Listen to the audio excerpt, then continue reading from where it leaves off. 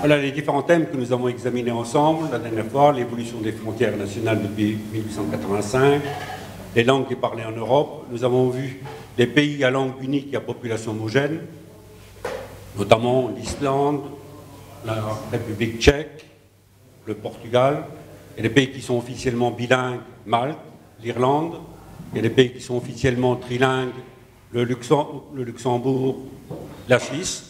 Et pour la Suisse, il y a une particularité, puisqu'il y a une quatrième langue nationale qui est reconnue, c'est le romanche. On avait également examiné le problème des minorités nationales lorsqu'elles étaient très mineures par rapport à la population totale. Et nous avons vu le problème concernant la Belgique, entre, je dirais, les Flamands et les Wallons. Pour l'Espagne, nous avons vu, je dirais, les nationalismes catalans, basques et galiciens. Et pour l'Italie, c'était au sujet d'une volonté d'une partie des Italiens du Nord de vouloir constituer un État qui aurait le nom de Padanie.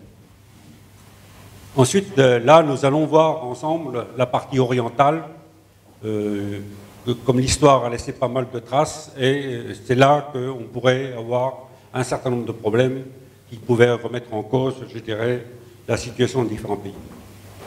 Et on terminera sur les langues régionales en France en se posant la question, la République une et indivisible est-elle en danger, puisque c'est ce qui est indiqué. Voilà. Donc, un bref rappel de la situation de l'Europe en 1924, avec la constitution de nouveaux États, Finlande, 1918, l'Estonie, la Lettonie, la Lituanie, la Pologne qui a été reconstituée depuis 1795 pour la première fois, la Pologne a recouvré une grande majorité, une grande part de son territoire initial. La Tchécoslovaquie, que je considère toujours comme un État artificiel, avec la réunion de la République, de la Tchéquie et la Bohème avec la Slovaquie, et la Yougoslavie, on aura l'occasion d'y revenir. Ce sont des États qui ont vécu une soixantaine d'années et que l'histoire a, je dirais, faire en sorte qu'on est revenu à une situation hantée.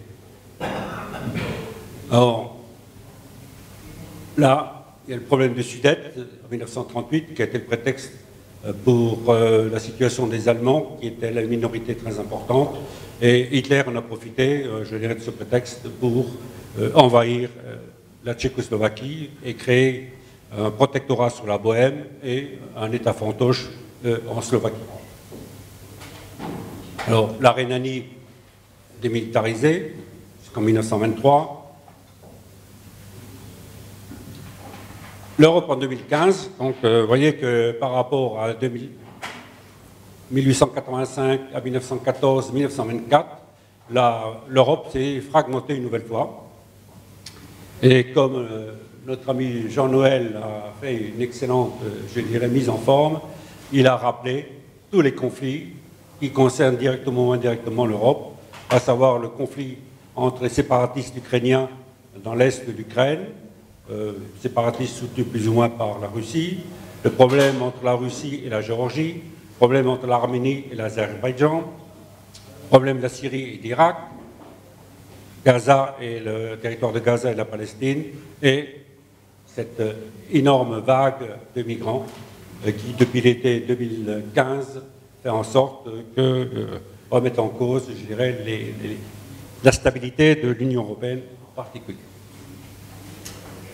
Alors, voici un tableau qui indique, je dirais, les différentes langues parlées en Europe, les langues romanes, langues slaves, langues germaniques, langues finno-ougriennes. Alors, finno-ougrienne, c'est cette région-là qui est l'origine de, je dirais, des langues finnoises, magyares, c'est-à-dire hongroises, estoniennes, les langues celtes. Donc, on a vu que l'origine de la langue celte, c'était ce coin-là.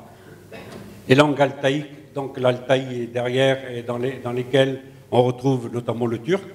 Les langues caucasiennes, géorgien, l'ossète, tcherko-bak, le grec, voilà, l'albanais, qui est une langue particulière, le basque, qui n'est pas une langue indo-européenne, et un certain nombre d'autres langues, notamment le kurde, qui se trouve là.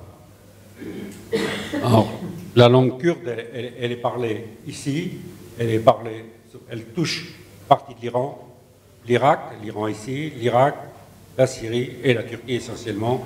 La Turquie, puisqu'on peut dire qu'un quart du territoire turc parle le kurde.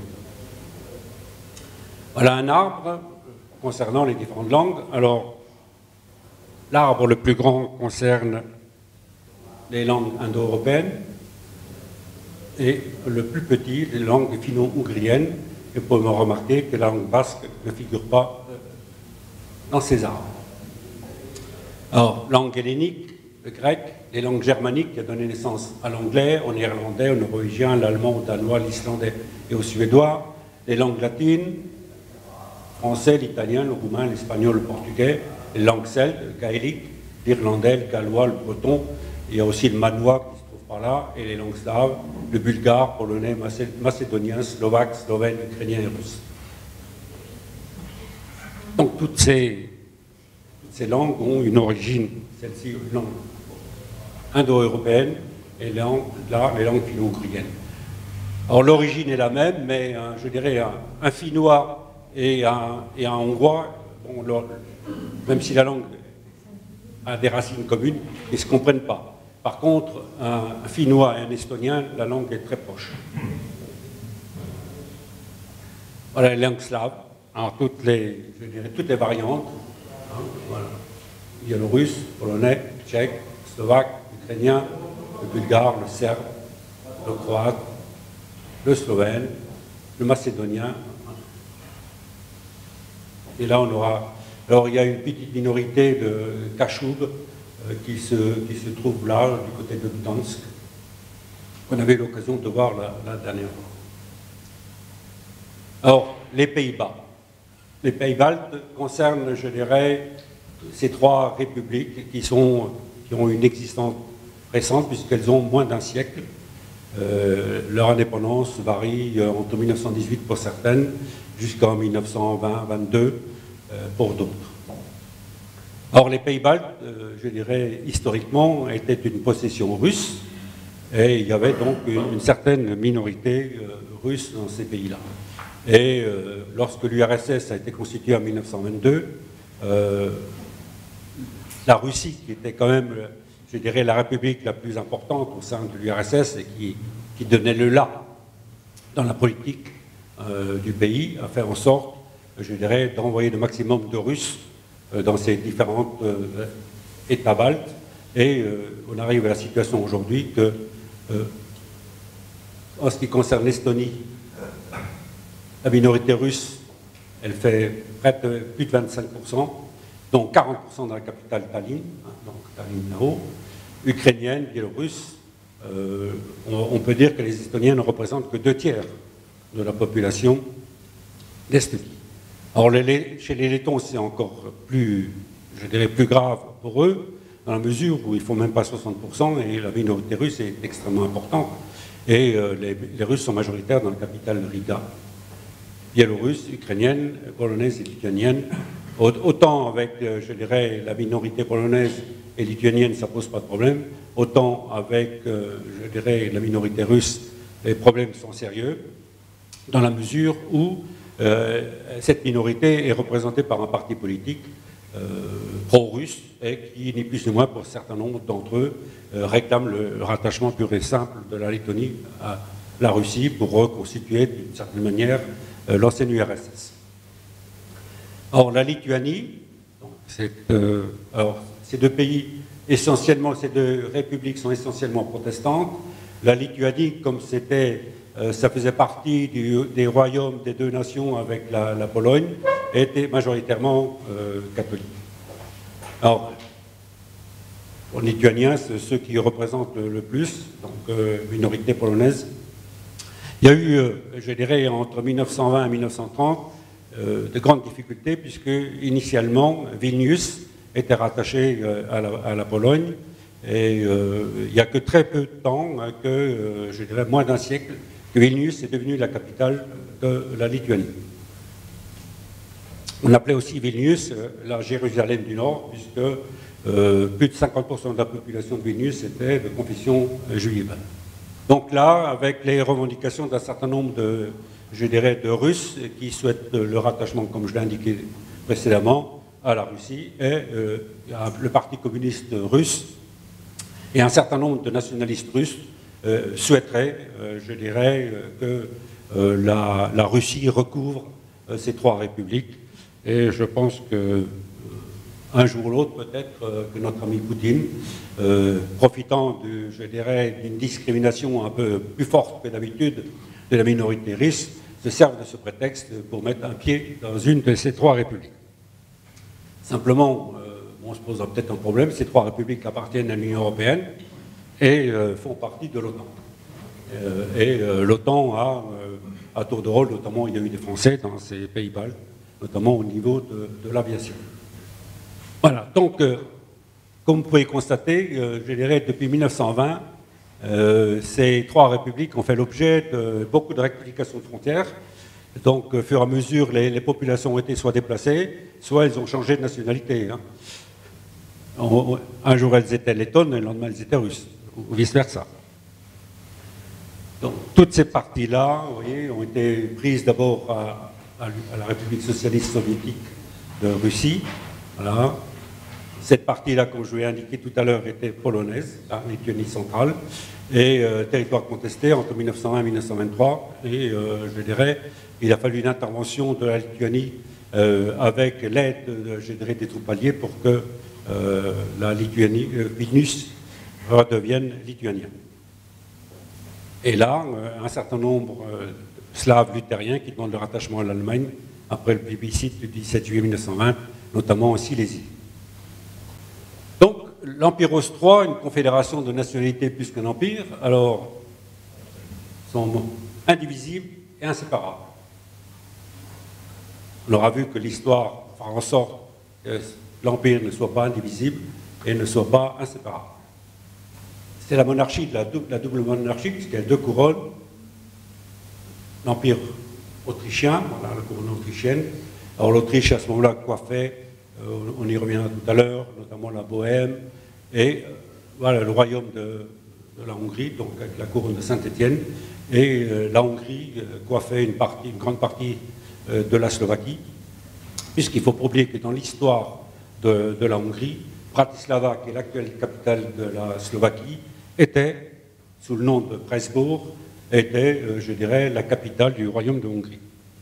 Voilà. Alors, voilà l'Empire austro-hongrois, qui allait très loin, puisque allait jusqu'en Bucovine, voilà, et en Galicie, actuellement partagée entre la Pologne et l'Ukraine, pratiquement les 2/3 de la Roumanie. Voilà, voilà ce que c'était que le royaume, l'Empire austro-hongrois, avec ceci, ça c'était le royaume, l'Empire autrichien, et ça c'était le royaume de Hongrie. Voilà, donc c'est des visionnaires qui, l'héritier de la couronne, donc l'archiduc François Ferdinand, qui était le neveu de François-Joseph. François-Joseph était très âgé, et donc l'empereur comptait énormément sur son neveu pour lui succéder, et l'archiduchesse qui était d'origine tchèque, ce qui explique peut-être aussi, je dirais, une certaine ouverture d'esprit dans le couple.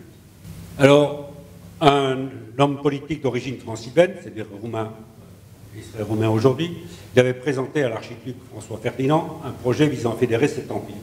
676 000 km², donc pratiquement plus gros que la France, et permettre aux différentes nationalités d'y trouver une certaine autonomie. Alors, l'archiduc et son épouse étaient très favorables.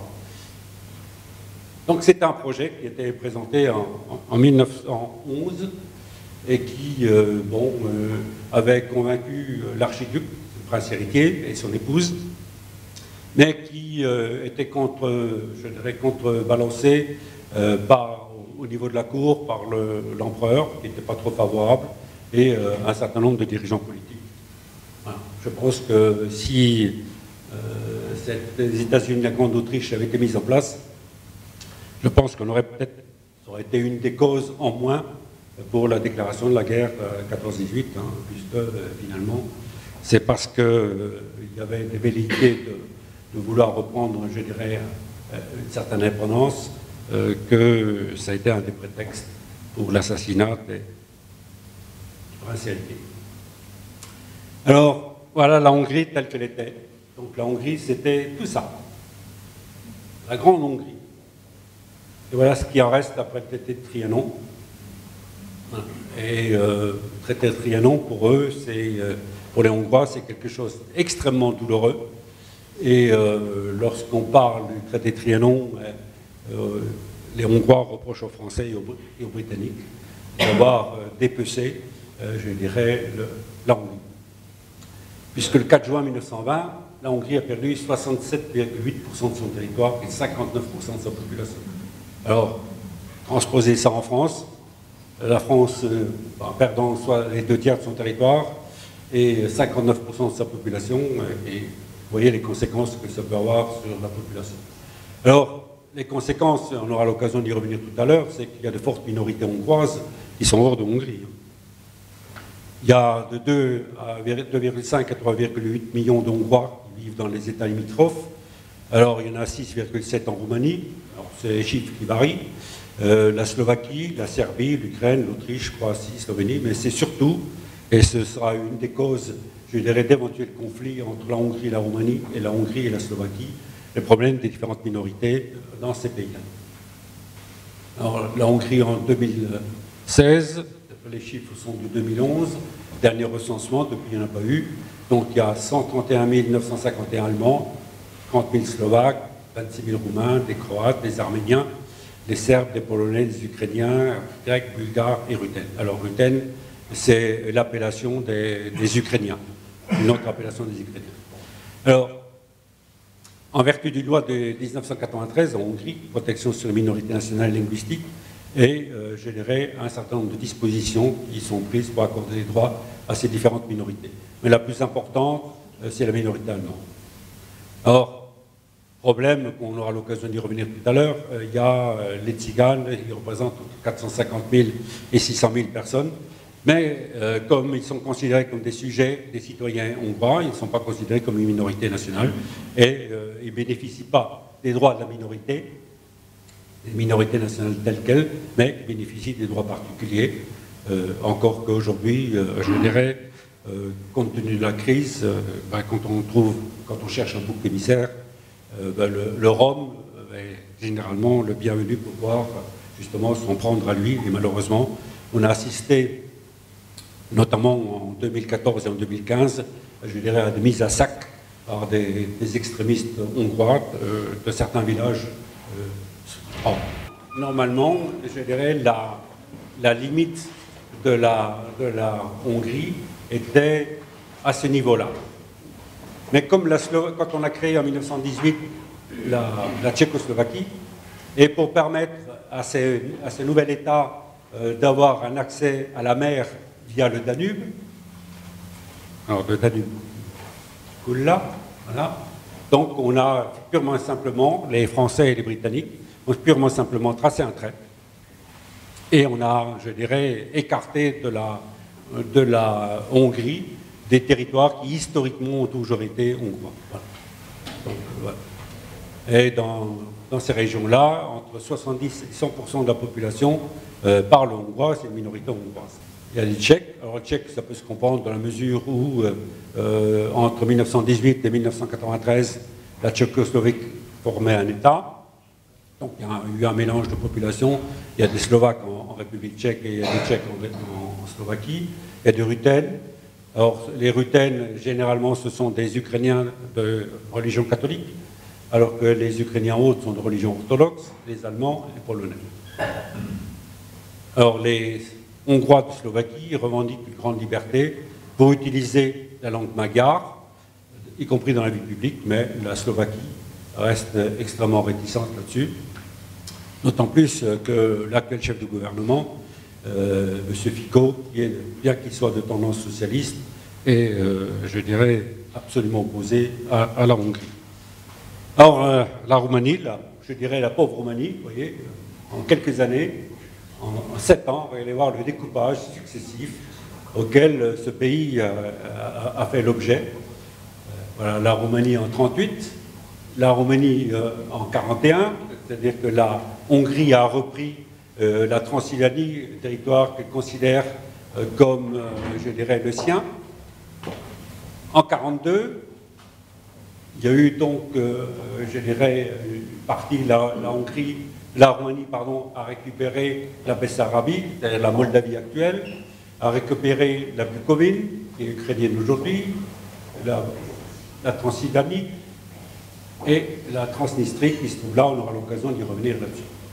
Et en 1945, lorsque les troupes russes soviétiques ont réoccupé la Roumanie, voilà, donc la Bessarabie a été détachée de la Roumanie a récupéré la Transylvanie, elle a récupéré la région du Dobroudja, et au détriment de la Bulgarie, qui était aussi du mauvais côté pendant la Seconde Guerre mondiale, et la Bucovine.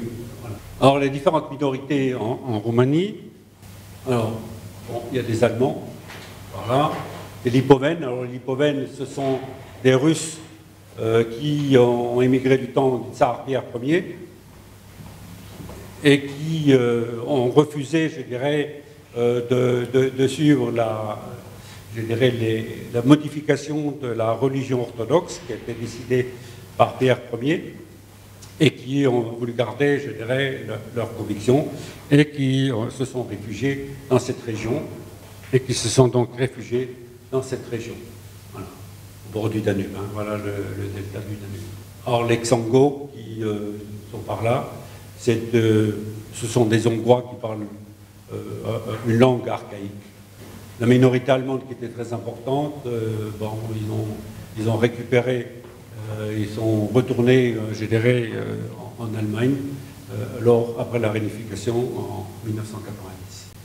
Alors, bien que la Moldavie n'appartienne pas à l'Union européenne, mais comme ça touche, je dirais, la Roumanie, et comme ils sont majoritairement de langue roumaine, on a souhaité, je dirais, vous entretenir de ce thème.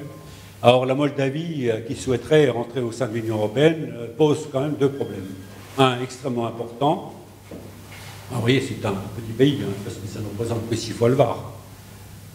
Et deux problèmes majeurs. Transnistrie, donc c'est cette partie-là, vous voyez, plus petit que le Var, 550 000 habitants, terre russe en 1792, rattachée en 1924 à la République socialiste de Moldavie, qui a été créée à ce moment-là. Ils ont, alors la Transnistrie, forte minorité russe, proclame leur indépendance en septembre 1990. Il y a eu un conflit entre l'armée moldave et les séparatistes russes soutenus par la 14e armée russe. Là, déjà, les Russes ont soutenu les indépendantistes. Et bon, le soutien russe se fait d'une manière multiforme, aide militaire, économique, et c'est quand même un conflit. C'est pour ça que j'ai souhaité vous en parler. Un conflit qui est quand même à 70 km des frontières de l'Union européenne, puisque, voilà, là, il n'y a pas plus de 70 km. Deuxième sujet de difficulté pour la Moldavie, mais moindre, il s'agit de la Gagaouzie. Alors, c'est une minorité turcophone chrétienne au sein d'une région autonome. Donc, voilà, il y a une région autonome, là. Et dans cette région, plus des 3 quarts de la population est gagaouze. Turcophone, donc une langue altaïque, mais de confession chrétienne. Voilà le chef de l'État moldave. Alors, les Moldaves ne sont que 31%, les Russes 30%, les Ukrainiens, vous voyez. Voilà. Alors, il y a plusieurs langues officielles, moldave, russe et ukrainien. Les minorités sont dispersées un peu partout. Alors, trafic de toute nature, armes, traite des blanches, etc., etc. Et ils ont gardé le symbole de l'URSS, puisqu'il y a le fossile marteau, y compris dans l'emblème officiel. Voilà, ça c'est l'ancien Smirnov, qui est l'ancien chef de la Transnistrie. Alors il a un nom d'origine russe, et lui, Shevchuk, a un nom d'origine ukrainienne, et qui est né en 68. Donc, sérieux problème, et à mon avis, ça pourrait être, je dirais, un jour ou l'autre, un prétexte pour, je dirais, une intervention russe. Par un tour de passe-passe, il y a 1 milliard d'euros qui disparaît, pardon. Ça représente 13% du PIB. En l'état actuel des choses, on ne sait pas où ils sont passés, où ce milliard est passé. Alors, vous voyez la population qui manifeste dans les rues, qui réclame la démission du gouvernement. Drapeau moldave, mais drapeau roumain aussi, vous voyez. Et donc, un Premier ministre, un ex-Premier ministre en prison, on suppose que c'est lui qui a participé, je dirais, à ce transfert. Et un petit rappel, le salaire moyen est environ 200 € par mois. Alors, ramené à notre SMIC, ça représente à peu près le 5e du SMIC français. Donc la Bulgarie, bon, il y a essentiellement une minorité turque, qui se trouve essentiellement là, puisque la Turquie d'Europe, elle se trouve là. Alors, il y a eu 1 million en 1985, il y a eu 300 000 personnes qui sont parties, puisqu'en 1985, on a obligé la minorité turque à prendre un nom, je dirais à bulgariser, pardonnez-moi l'expression, à bulgariser leur nom de famille et à prendre un prénom bulgare. Alors il y a 300 000 Roms, double en réalité sont les ONG.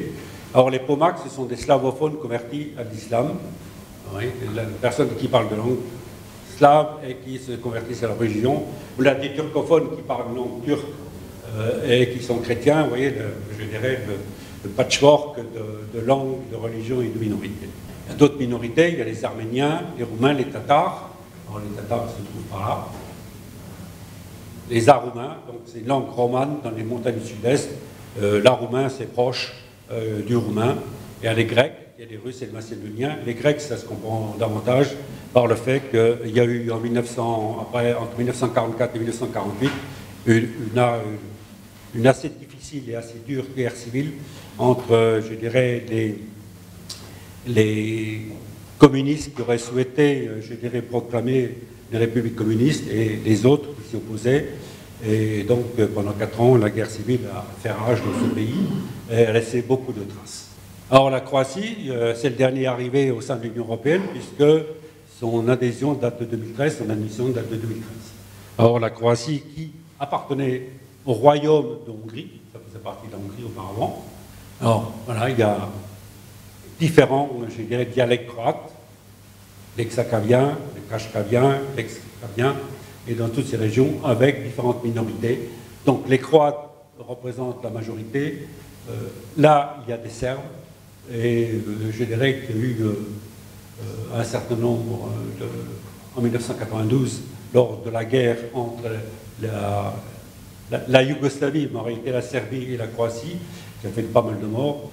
Donc il y a eu pas mal de dégâts ici, et du Dubrovnik par là, dans ces pays-là. Donc il y a quelques minorités italiennes, il y a quelques Tchèques qui sont un peu disséminés là, et bon, le groupe majoritaire croate. Alors, les Serbes et les Croates parlent la même langue. Les Croates, le serbo-croate, les Croates ils écrivent en caractère latin et eux en cyrillique. Alors, comme c'est indiqué, là, dans les enclaves de la Slavonie orientale, c'est... Alors, il y en a beaucoup qui se sont réfugiés en Voïvodine, ici, et qui, pratiquement, ont fait en sorte qu'ils ont pris la place et ont poussé les Hongrois, qui constituent au sein de la Voïvodine une importante minorité, à repartir en Hongrie. Alors là, on trouve également des Bosniaques, des Italiens, des Hongrois, des Albanais, des Slovènes, des Ruthènes, des Allemands, des Ukrainiens, des Monténégrins, etc., etc., etc. Mais bon, compte tenu que ça représente moins d'1% pour chaque minorité, je dirais, ça ne pose pas de problème majeur. Alors, bon, un exercice mathématique, 6 plus 5 plus 4 plus 3 plus 2, moins 1 égale 0. Voilà le résultat. Quand vous faites cette addition-là, vous arrivez au chiffre de 0. Alors, la Yougoslavie, donc voilà, son ancien chef, maréchal Tito, c'était 6 républiques, 5 nations, serbes, croates, slovènes, macédoniennes, musulmanes, 4 langues, slovènes, serbes, croates et macédoniennes, 3 religions, orthodoxes, catholiques, musulmanes, 2 alphabets, cyrillique et latin, et un chef. À la mort du chef, il n'y avait plus ni Tito, ni de parti, et donc plus de Yougoslavie. Et sa disparition a fait en sorte que ce royaume qui a été constitué en 1918, après la Première Guerre mondiale, est reparti, je dirais, a été divisé en plusieurs États, et il n'y a même plus 6 républiques, parce que comme le Kosovo a pris son indépendance, également, ça fera, je dirais, une Yougoslavie qui est découpée en 7 entités. Voilà ce que c'était la Yougoslavie du temps de Tito. Donc, assez importante. Alors, tous ces États-là, je dirais, ont pris leur indépendance. La Bosnie, alors c'est un État qui a la particularité d'avoir deux États à l'intérieur, un État musulman, avec Sarajevo comme capitale, une partie serbe et une partie croate dans ce coin-là. Le Monténégro, qui a pris son indépendance par rapport à la Yougoslavie, le Kosovo qui a pris également son indépendance, et la Macédoine qui a dans ce coin-là une importante minorité albanaise et a eu également jusqu'en 2012 un certain nombre de conflits armés dans ces pays. Alors les minorités en Grèce, alors, malheureusement la Grèce souffre actuellement d'un autre problème avec, je dirais, l'arrivée massive de migrants, hein, puisque la Turquie est là, Rhodes, oui, tout ça, ça appartient à la Grèce. Bon, un coup de bateau, à partir du moment où on est dans ces îles-là, on est en Grèce, et on est au sein de l'Union européenne, et on est au sein de l'espace Schengen. Alors les autres minorités, minorités turcophones, les albanophones, les slavophones, macédoniens, bulgares, les aroumains, comme je vous l'ai indiqué tout à l'heure, ce sont de la langue proche de la langue roumaine. Alors, il y a eu ici et là un certain nombre de juifs, et ce sont des juifs d'origine espagnole qui ont fui l'Espagne lors de la reconquête, je dirais, et de la recathalisation de l'Espagne avec Isabelle la catholique.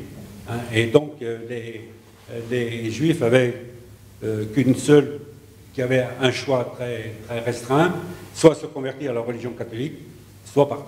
Donc une très grande partie est partie. Et la Grèce, qui à ce moment-là appartenait à l'Empire ottoman, et l'Empire ottoman était très accueillant pour les Juifs en provenance notamment d'Espagne. Compte tenu que la Grèce est, je dirais, et la Turquie était en guerre jusqu'en 1922-23, jusqu'à la proclamation de la République de Turquie, donc il y a eu le traité de Lausanne qui a fait en sorte que les Grecs en Turquie et les musulmans en Grèce ont obtenu un certain nombre de droits. Alors il y a des musulmans turcophones d'origine turque, qui représentent 40 à 50% de cette minorité.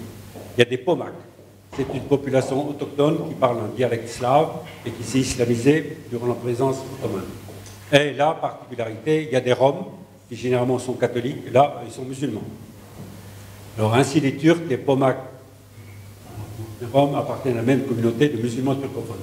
Les autres minorités, arméniens, arvanites, c'est du gréco-albanais, les aroumains, valaques, langue romane, gréco-bulgares, gréco-macédoniens, ces minorités n'ont pas de statut officiel. Alors Chypre, c'était, je dirais, qui fait partie de l'Union européenne depuis le mois de mai 2004, est occupée, toute cette partie-là, par l'armée turque. Alors, un petit rappel, si vous me le permettez, la majorité grecque souhaitait le rattachement de Chypre à la Grèce, qui ne se trouve pas là. Parce qu'il y avait une communauté de langue, une communauté d'histoire, une communauté de religion. Et il y a eu une tentative, je dirais, de rattachement, et les Turcs se sont servis de ce prétexte-là pour envahir en 1974 toute la partie nord. La population d'origine chypriote grecque a été chassée et, je dirais, tous les biens ont été immédiatement saisis par l'armée turque. Et donc, un certain nombre, je dirais, se sont réfugiés, les autres se sont réfugiés ici, d'autres sont partis à l'étranger. Et la ligne de démarcation s'appelle la ligne Attila. Et pour ceux qui ont eu l'occasion de voir cette ligne de démarcation, on se croirait, je dirais, au mur de Berlin, il n'y a absolument rien changé, et cette frontière est gardée par l'ONU. Et même encore aujourd'hui, il y a tout un no man's land dans cette région-là où il est interdit de pénétrer. Et il se trouve qu'il y a ici une commune qui s'appelle une commune fantôme, puisque toute la population qui était d'origine chypriote grecque s'est réfugiée dans la partie grecque, et cette commune fantôme, elle est, je dirais, elle est associée à une commune française à côté de Tours, Saint-Cyr-sur-Loire, qui est jumelée avec cette commune, et un certain nombre de personnes viennent régulièrement en France pour participer à des cérémonies de jumelage. Alors, il y aurait en réalité 95 000 Chypriotes turcs, c'est-à-dire qu'ils sont nés à Chypre. Il y a 120 000 colons qui sont venus d'Anatolie. Comme il y avait, je dirais, une certaine surpopulation dans ces régions-là, on a donné les terres qui étaient aux Chypriotes grecs, on les a données aux Turcs, aux colons turcs, et les Chypriotes d'origine sont minoritaires, et il y a en permanence 40 000 soldats. Alors vous voyez que la superficie de Chypre, c'est pas grand, puisque ça fait moins de 2 fois le Var. C'est à 800 km de la Grèce, c'est loin. C'est à 300 km de l'Égypte. C'est à 105 km de la Syrie. Et c'est à 75 km de la Turquie seulement. Et on pense que la population est de cet ordre-là. 625 000 pour la République de Chypre, qui est seule reconnue au niveau, je dirais, mondial. Et cette zone-là est simplement reconnue par la Turquie. La Turquie et, on le verra tout à l'heure, par 2 autres États. Voilà le drapeau de la République chypriote turque du Nord, et voilà le drapeau officiel de la République de Chypre, qui est membre de l'Union européenne. Voilà, donc la commune dont je vous parlais tout à l'heure, il s'agit de la commune de Montfort. Toute cette partie-là est occupée par... Alors, la question qu'on peut se poser... un accord peut-il être trouvé? Alors voilà, je dirais les protagonistes. Lui, c'est le président de la République de Chypre, le seul État officiellement reconnu. Et lui, c'est le chef de l'État de la République turque de Chypre du Nord. Voilà. Donc, alors, en 2004, Kofi Annan avait présenté un projet de réunification avec, à la clé, un référendum. Alors, le référendum n'a pas posé de problème dans la partie turque. Il y a eu 65% de oui, car finalement c'était une reconnaissance légale de l'autonomie.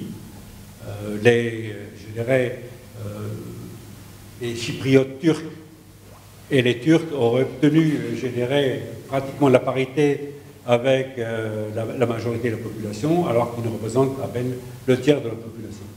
La partie sud, il y a eu 75% de non, car une place trop grande est faite de la minorité turque, et seulement 33% des Chypriotes grecs pouvaient récupérer leurs biens dans la partie nord. Donc c'était, je dirais, un point de blocage, et qui a incité les Chypriotes grecs à voter non. Alors depuis le mai 2012, les négociations sont point mort. Alors la particularité, la Turquie veut rentrer au sein de l'Union européenne, mais refuse de reconnaître la République de Chypre. Donc c'est, je dirais, un obstacle majeur, c'est pas le seul, mais c'est un obstacle majeur à son admission éventuelle. Personnellement, j'y crois pas trop, mais son reconnaissance. Comme on a découvert, je dirais, des réserves de gaz et de pétrole très importantes aux environs de Chypre et qui se trouvent dans la zone maritime qui est normalement rattachée à Chypre, et pour marquer sa présence, la Turquie a envoyé un bateau, un navire sismique, pour faire les mêmes prospections que, je dirais, que la République du Chypre. Et là, il a fallu avoir un conflit. Or, la partie nord, comme je l'ai indiqué, ne fait pas partie de facto de l'Union européenne, ni de l'espace Schengen. Alors, elle est reconnue par la Turquie et partiellement par le Pakistan et la Gambie. Alors, Pakistan, ça peut se comprendre, ce sont des musulmans. La Gambie, qui se trouve au sud du Sénégal, on peut s'interroger les raisons pour lesquelles, bon, je sais pas. Parce que, bon. Et elle est membre observateur de l'Organisation mondiale islamique. Hein, donc, c'est quand même, je dirais, une orientation qui n'est pas très proche de l'Union européenne. Alors, un petit mot concernant les Tziganes, Roms, voilà, une nation sans État, une minorité ethnique. Les Tziganes, un peuple indo-européen. Donc, alors, il y a plusieurs... Alors, on appelle gitans, donc, vous voyez, l'Espagne, le Portugal et le sud de la France. Dans cette partie-là, on les appelait Shinti, donc toute cette partie qui est en bleu-violet. Là, on les appelle Roms. Et là, on les appelle DOM, donc c'est les Roms, je dirais, qui vont jusqu'au Pakistan, en Afghanistan, l'Iran, qui sont au au Proche et au Moyen-Orient. Alors, Rom, c'est le seul nom que les Tziganes se donnent. Alors, Tzigane, ça sert à désigner les Roms indistinctement de leur pays d'accueil.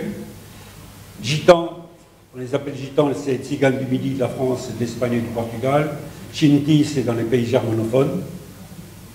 Singulier, c'est Shinto.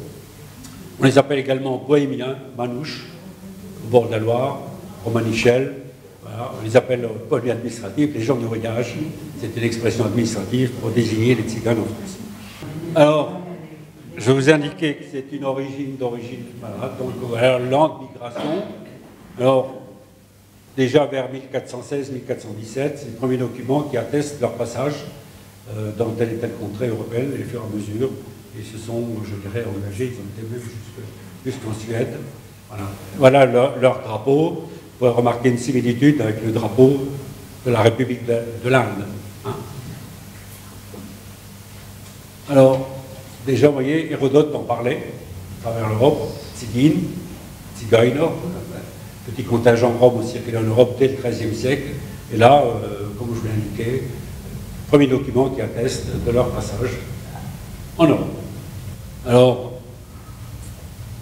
vous voyez, vous allez voir l'importance, Roumanie, Bulgarie, Hongrie, Slovaquie. C'est vraiment là où il y a le paquet. Il y en a quelques-uns en France, il y en a très peu par ailleurs. La population du pays, plus de 10%. Différents groupes tziganes, Rome, Shinto, Kalo, les Gitans, traversaient le Michel du Royaume-Uni.